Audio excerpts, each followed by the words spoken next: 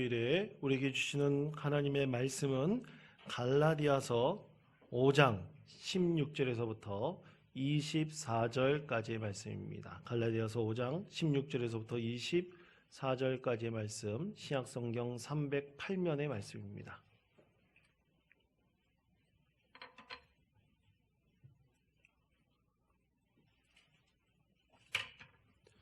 이 말씀을 제가 봉독하겠습니다.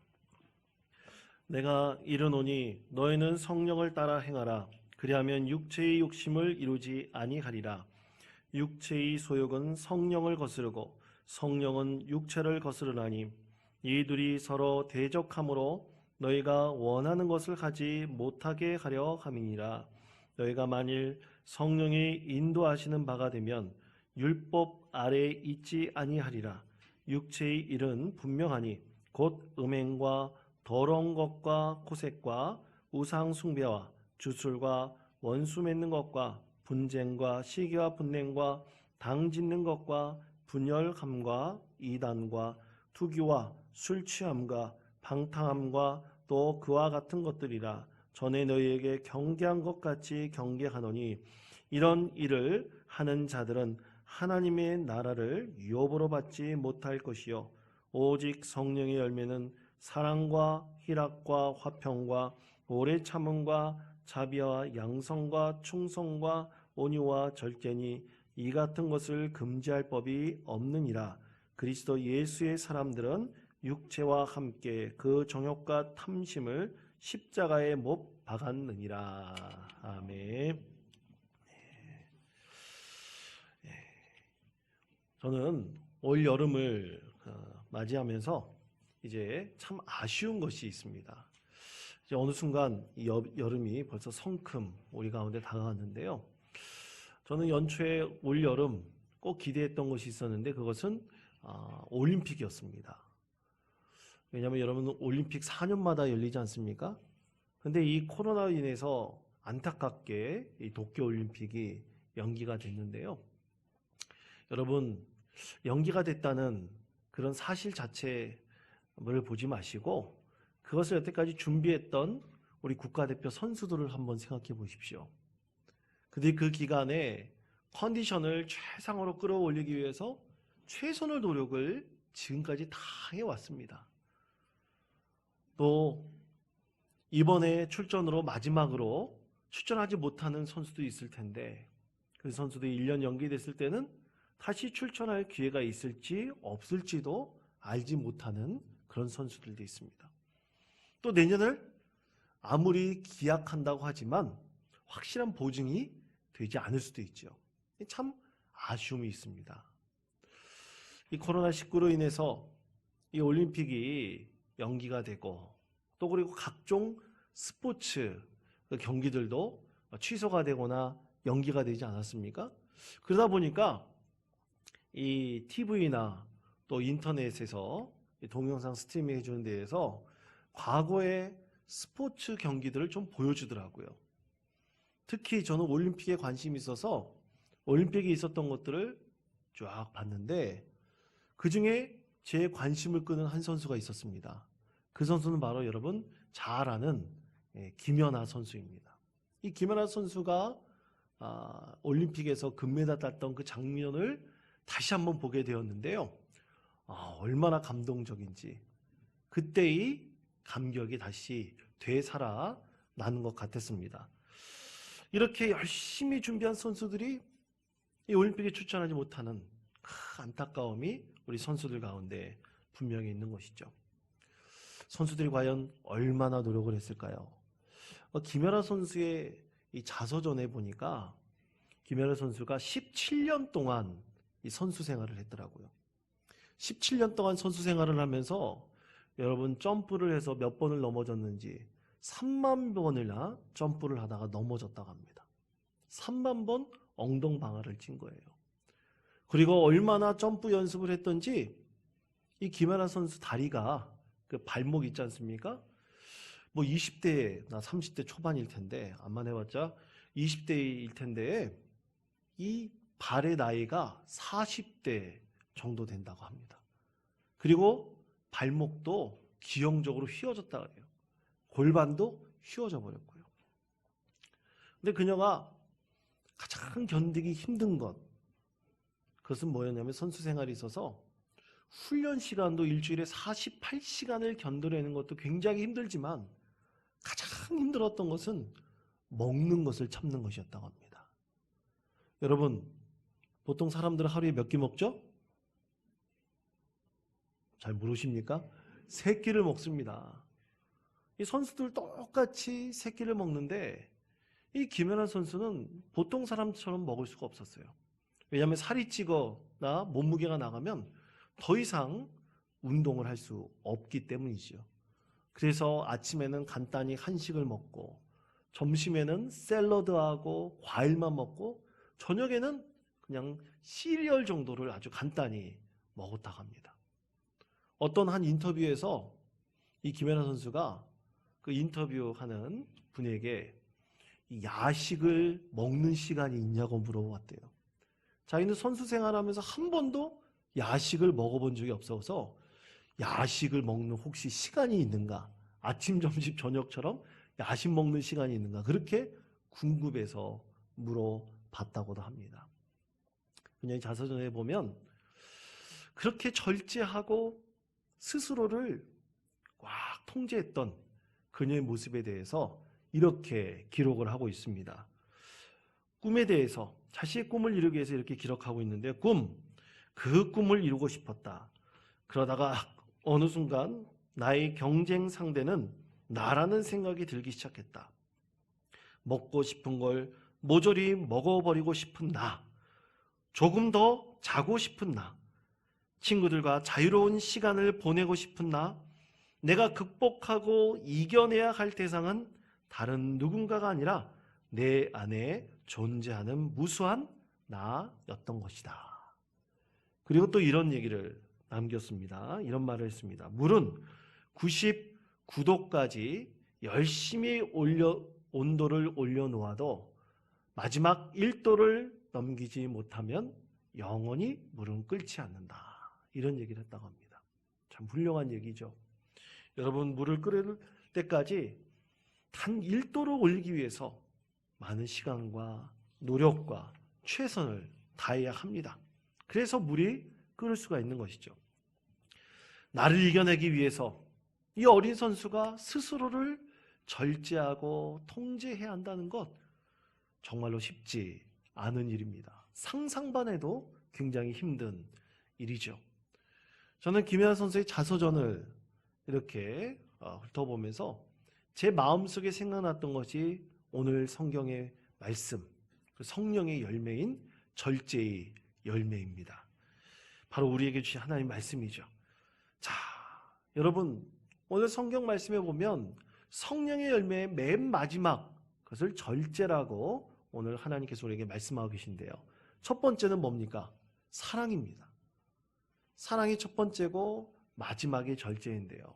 여러분, 이것은 예수님께서 말씀하신 그대로 알파와 오메가인 우리 예수님처럼 처음과 마지막이 사랑이고 절제라는 거예요. 성령의 열매는 사랑으로 시작해서 절제의 열매로 완전히 맺어지게 된다는 것입니다. 그렇다면 여러분, 왜 성령의 열매 맨 마지막이 이 절제의 열매일까요? 여러분, 절제라는 성경에 나오는 이 헬라어의 말씀은 뜻은 그 단어는 엔크라테이아라는 단어를 사용합니다. 이 엔크라테이아라는 단어는 사실은 고대 그리스 철학자들이 아주 즐겨 사용하던 단어였어요. 이 철학자들은요, 사람이 가장 근본적인 덕목이 바로 절제라고 생각을 했습니다. 특히 소크라테스도 절제라는 덕목의 가장 근간을 이루어야지 모든 덕을 이룰 수 있다고 생각을 했습니다. 그래서 인간이 자신의 열망과 욕망에 대해서 절제감을 통해서 인간은 스스로 이 덕을 세워갈 수 있다. 참된 이덕을 이룰 수 있다. 그렇게 생각을 했던 것이죠. 그래서 이 엔크라테이아는 단어는 극기, 금욕, 중용이라는 그런 뜻으로도 사용되었다고 합니다. 그럼 이 절제의 덕을 이룬다는 것은 과연 무엇일까? 이것에 대해서 이 플라톤이라는 철학자는 이 절제를 이루는 근본, 근거, 그 힘은 무엇이냐? 그것이 바로 인간이 가지고 있는 자아라고 생각을 했습니다. 여러분, 지난주에 제가 온유에 대한 하나님 말씀을 전할 때 심리학자 이 프로이트의 자아에 대해서 한번 여러분에게 말씀을 드렸습니다. 이 플라톤의 자아와 이 프로이트의 말하는 자아가 굉장히 유사합니다. 지난 시간 것을 한번 되짚어 볼까요? 인간은 이 원초적인 에너지, 이드라는 것이 있는데 이 이드라는 에너지는 인간의 충동이나 쾌락의 원리에 따라서 작용을 합니다. 자꾸만 이 쾌락의 원리에 따라서 이 이드라는 에너지가 분출되려고 해요. 근데 그것을 적절하게 억압하는 것이 이 초자라는 것이 있습니다.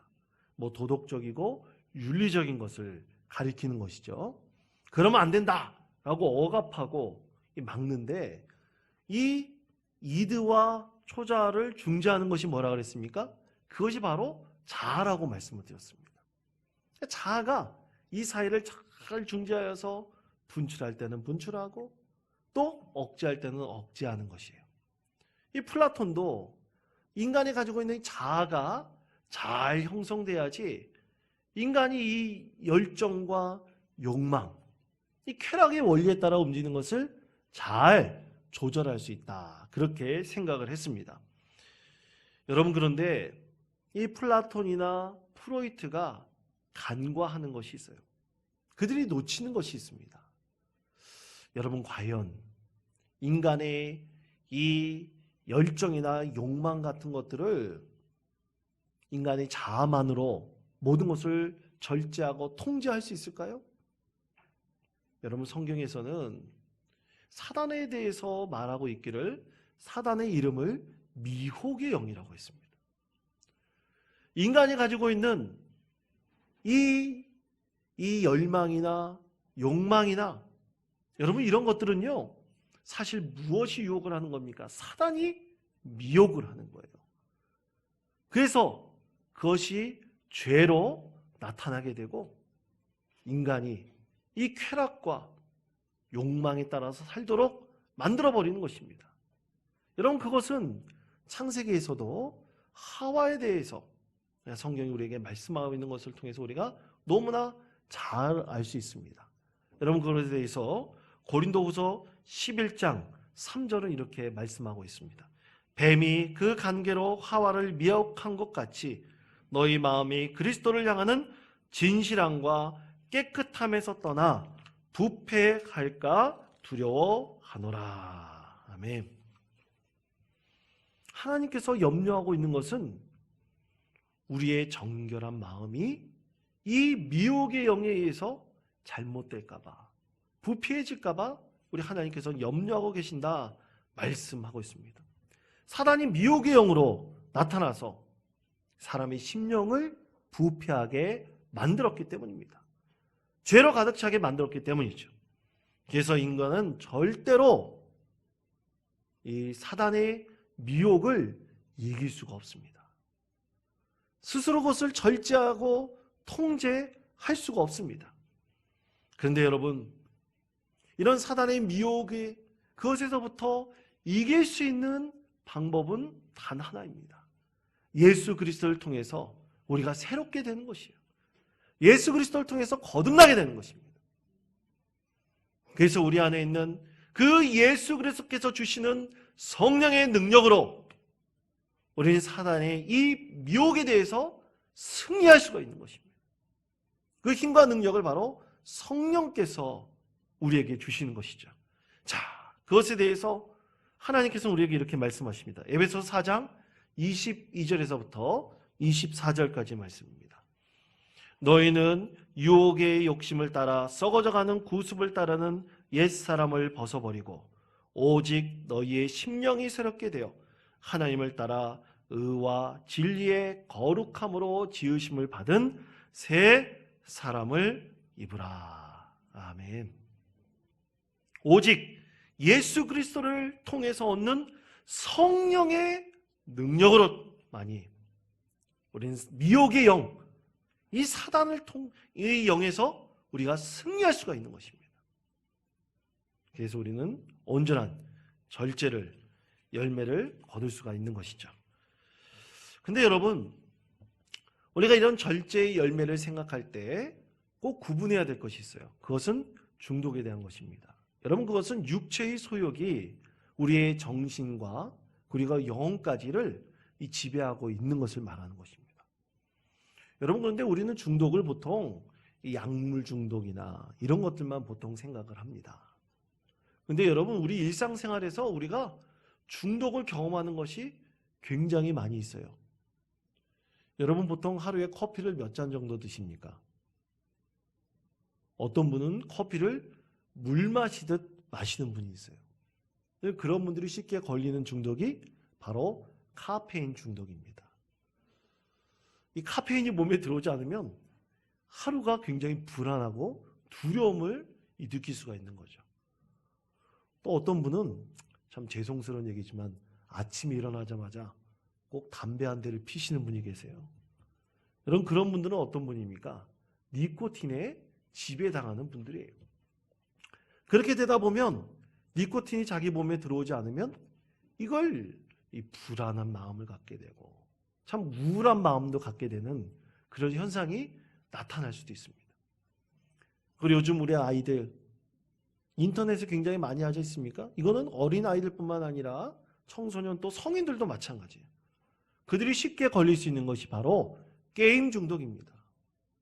게임에 한번 빠지다 보면 현실과 가상의 세계를 구분하지 못하고 그것에서 내가 만약 지게 되었다. 그러면 흥분하고 자기 화를 조절하지 못하는 그런 현상도 분명히 나타날 수가 있죠. 또 여러분, 이런 어떤 외적인 것에서부터 나타나는 중독도 있지만 이 사람이 이 관계를 통해서 나타나는 중독도 있다고 말을 합니다. 그것을 일명 가리켜 관계 중독이다. 중독적인 관계다라고 얘기를 하는데, 여러분, 이것에 대해서 사랑이라는 이름의 중독이라는 책을 쓴 토마스 화이트맨 그리고 랜디 피터슨이라는 분은요, 이 관계 중독에 대해서 연구를 해서 이것을 세 가지 유형으로 구분을 했습니다. 첫 번째는 사랑 중독이에요. 사랑도 중독된다는 거예요. 두 번째가 성 중독이고 세 번째가 사람 중독입니다. 그럼 이게 어떻게 중독의 현상이냐? 어떻게 이것이 관계 중독이라고 말할 수 있느냐? 이 사랑 중독이라는 것은요, 자기가 사랑받는 존재, 또 자기가 사랑하지 않으면 견딜 수 없는 그런 마음을 갖는 것을 말합니다.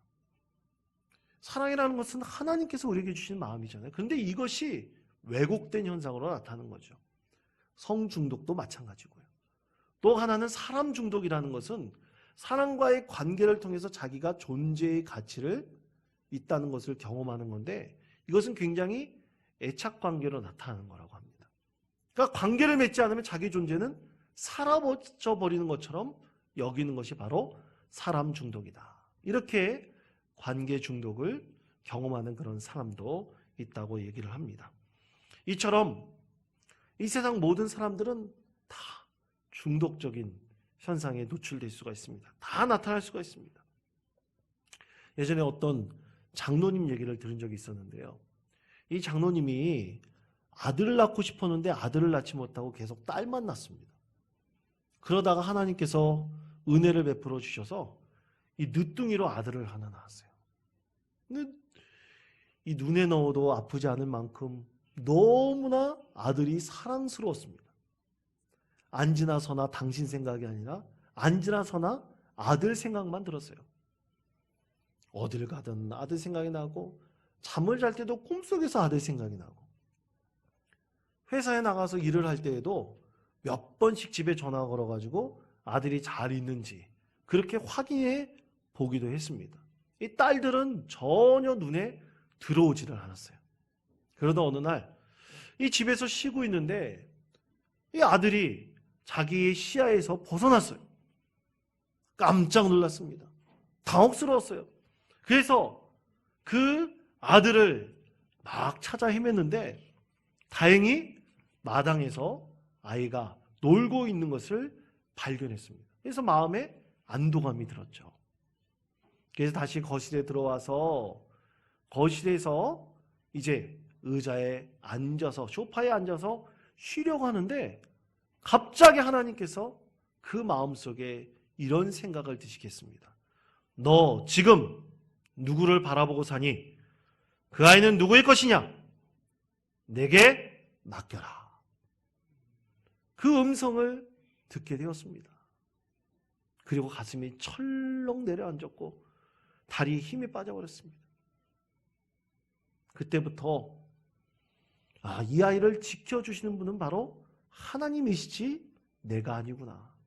내가 영원히 이 아이를 지켜줄 수가 없구나.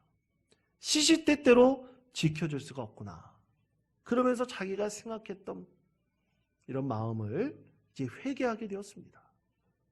하나님 앞에 회개하고 다시 세상을 보니까, 가족들을 바라보니까 그때부터 딸들이 눈에 들어오기 시작을 했습니다. 가족들이 눈에 들어오기 시작을 했어요. 그러면서 지금까지 있었던 근심과 걱정이 완전히 사라지고 온전히 이 아이를 하나님께 맡길 수 있었다고 합니다. 여러분, 그렇습니다. 우리는요, 절제의 열매를 맺어갈 때 반드시 우리가 이 온전한 믿음, 곧 하나님과의 온전한 관계를 통해서 우리는 이 열매를 맺어갈 수가 있는 것입니다.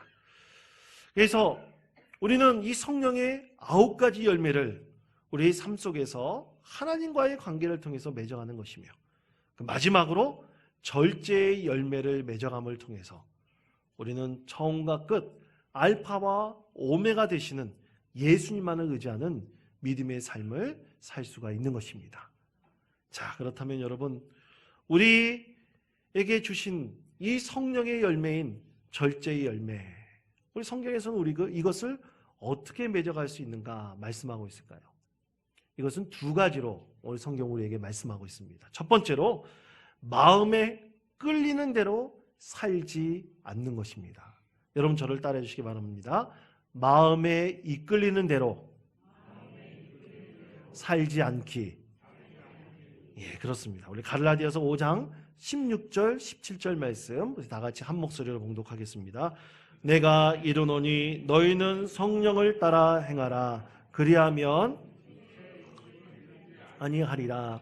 육체의 소욕은 성령을 거스르고 성령은 육체를 거스르나니 이 둘이 서로 대적하므로 너희가 원하는 것을 가지 못하게 하려 함이니라. 아멘. 자, 여러분, 17절 말씀해 보시면 뭐가 대적하고 있다고 그랬습니까? 육체의 소욕과 성령이 대적하고 있다고 그랬어요. 그래서 내가 원하는 대로 하지 못하게 절제하고 있다라고 했습니다. 그렇습니다. 성도 여러분, 우리 마음속에 이 2가지 성령과 육체의 소욕이 대적하고 있을 때 우리 안에 스스로 절제할 수 있는 열매가 형성될 수가 있습니다. 다른 것을 통해서 형성되는 것이 아니라 성령께서 우리 가운데 내주하여 주시고 자꾸만 육체의 소욕에 지배당하려고 하는 우리의 마음을 성령께서 적절하게 대적하고 있을 때 우리는 통제하고 절제하는 그런 성령의 열매를 맺어갈 수가 있는 것이죠. 근데 이것에는 반드시 여러분 훈련이 필요합니다. 절제의 훈련을 받아야 됩니다. 이것은 스스로 내 자신을 하나님 앞에 내어놓는 훈련입니다. 그냥 생기는 것이 아닙니다. 바로 여기에 그리스도인들과 비그리스도인들의 분명한 차이가 있습니다. 여러분, 이 훈련을 받을 때 이 훈련은 반드시 성공하게 되어 있습니다. 이 성공적으로 이끄시는 분이 바로 우리 예수 그리스도이십니다. 그래서 언제나 예수 그리스도를 우리의 마음속에 품고 그리고 그를 따라가려고 노력하고 애쓰는 믿음의 사람에게 있어서 우리 하나님께서 이 훈련에 조교가 되어주시고 우리 삶 속에서 예수님을 따라갈 수 있는 믿음이 형성되게 됩니다. 신앙이 세워지게 됩니다. 그때 우리 안에서는 이 절제의 열매를 하나 둘씩 맺어갈 수 있게 되는 것이죠. 여러분 기억하십시오. 하나님께서 함께해 주시고 조교가 되어 주시고 예수님께서 이끄시는 이 절제의 훈련은 반드시 성공합니다.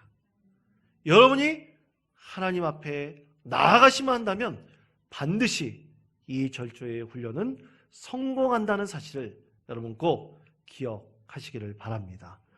둘째로, 예배로 정욕을 십자가에 못 박는 것입니다. 여러분 갈라디아서 5장 24절 말씀입니다. 우리 다 같이 한 목소리로 봉독하겠습니다. 그리스도 예수의 사람들은 육체와 함께 그 정욕과 탐심을 십자가에 못 박았느니라. 아멘. 무엇을 못 박았다고요? 정욕과 탐심을 십자가에 못 박았다. 믿습니까? 근데 여러분 이 정욕과 탐심은 한 번 박아서 되는 것입니까? 그렇지 않아요. 정욕과 탐심은 언제든지 풀려나려고 합니다. 해방되려고 합니다. 그래서 여러분 우리 이 정욕과 탐심을 늘 십자가에 못 박아야 됩니다. 예수 그리스도를 통해서 구원해 주신 그 은혜와 감격을 생각하면서 내 안에 드는 정욕과 탐심을 늘 십자가에 못 박아야 됩니다. 그럼 그 십자가에 못 박는 행위가 무엇이냐? 여러분 그것이 바로 예배입니다. 예배하지 않고서는 절대로 우리의 정욕과 탐심을 십자가에 못 박을 수가 없습니다. 자, 그렇다면 왜 예배가 우리 정욕과 탐심을 십자가에 못 박아두는 것일까요? 여러분 첫 번째로 예배는요, 우리로 하여금 건전한 생각과 마음 그리고 건전한 신학을 설교를 통해서 깨닫게 해주시고요, 세상 문화 속에 스며들어 있고 간교하게 우리를 미혹하려고 하는 사단의 유혹이 무엇인지를 깨닫게 해줍니다. 그것을 알게 해주기 때문입니다. 그렇기에 우리는 하나님의 말씀을 들을 때 우리 마음속에 참으로 거룩하고 진실한 그런 신앙의 마음을 우리가 형성하게 되는 것이고요, 우리 스스로를 인치면서 새롭게 되려는 변화된 심령을 우리가 갖게 되는 것입니다. 두 번째로, 예배는 정말로 주체할 수 없이 끓어오르는 우리 정욕과 탐심에 찬물을 끼얹는 것입니다. 반드시 기억하십시오. 우리 심령에 주체할 수 없이 불타오르는 정욕과 탐심을 온전히 꺼트려 버릴 수 있는 것은 성령의 물입니다. 그리고 이 소방관 되어주시는 분이 누구시냐?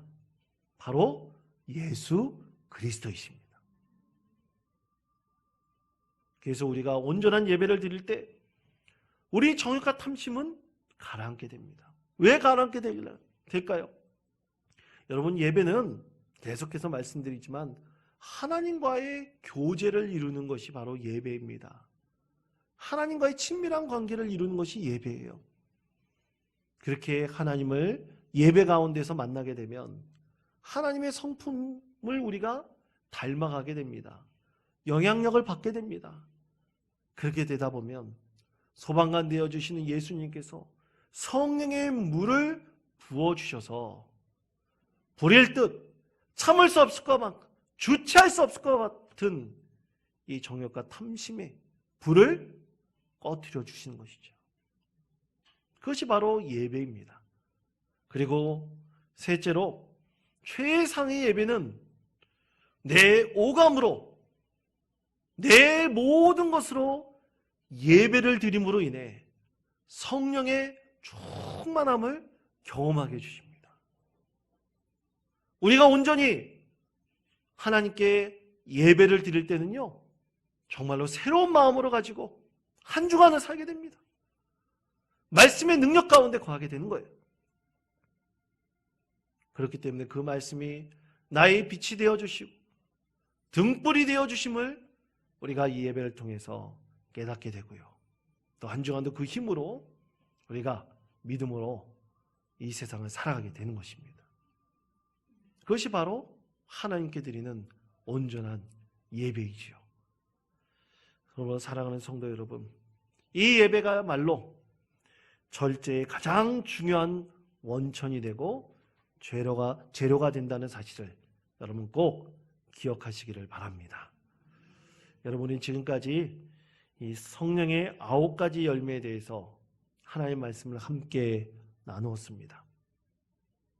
아마 우리가 잊어버린 것도 있고 기억나는 것도 있을 것입니다. 이 모든 것들이 우리 심령 가운데 심겨져 있습니다. 여러분, 이 성령의 9가지 열매를 우리가 깨달은 바, 참으로 이것을 잘 자라나게 하셔서 알파와 오메가 되시는 우리 예수 그리스도처럼 처음의 사랑, 마지막에 이 절제, 그래서 이 9가지 열매가 잘 자라나서 우리의 삶이 더욱더 거룩하고 진실하고 하나님 은혜 가운데 풍성한 믿음의 삶을 살아가시는 우리 모든 성도들 되시기를 간절히 축원드립니다. 기도하겠습니다.